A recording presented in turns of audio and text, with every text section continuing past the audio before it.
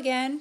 So this time we're going to try number 45 on page 192. So one of the things that I notice here is I have cosine squared theta minus sine squared theta over sine theta times cosine of theta. At first we might think, hey, that kind of looks like that Pythagorean identity.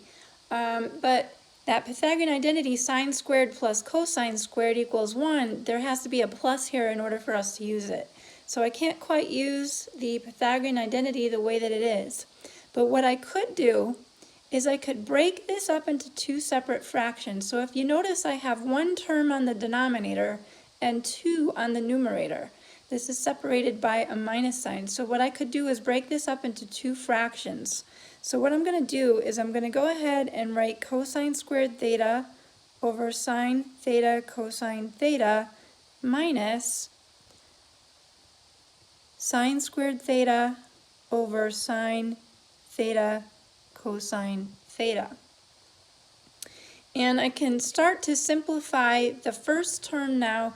I notice I have cosine squared over cosine. So one of these is going to go away and one of those is going to go away. And I'm left with cosine theta over sine theta on the left side.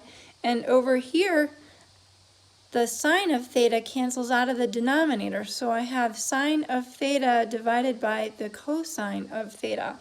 So thinking what we know about those identities from our identity sheet, this is equivalent to cotangent of theta, and this is equivalent to the tangent of theta. And then we're done with that one. So let's try one more.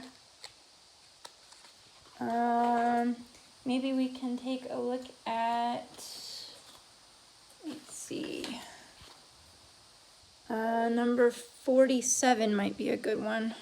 So we'll try that, and then you guys can try some on your own. So 47, we have tangent of theta plus cotangent of theta.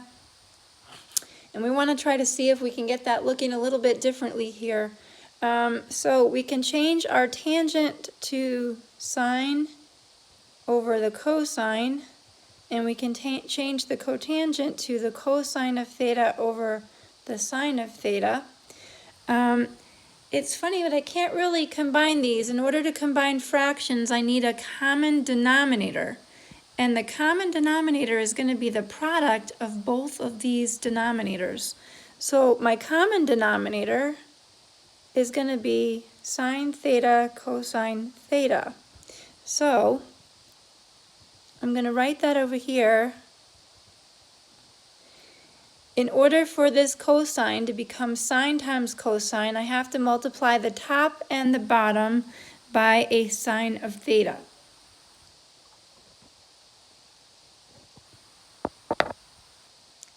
So I end up with sine squared theta divided by sine theta times cosine theta. Over here, what I'm missing in my denominator is a cosine of theta, so I need to multiply the top and the bottom of the fraction by cosine of theta. So now I have cosine squared theta over sine theta cosine theta. If we now combine our two fractions into one, we end up with, on the numerator, sine squared theta plus cosine squared theta. But hey, look at that. Look familiar? This is your Pythagorean identity. Sine squared theta plus cosine squared theta is 1. So we now have 1 divided by sine of theta times the cosine of theta, which ends up becoming the cosecant of theta times the secant of theta, and then we're done.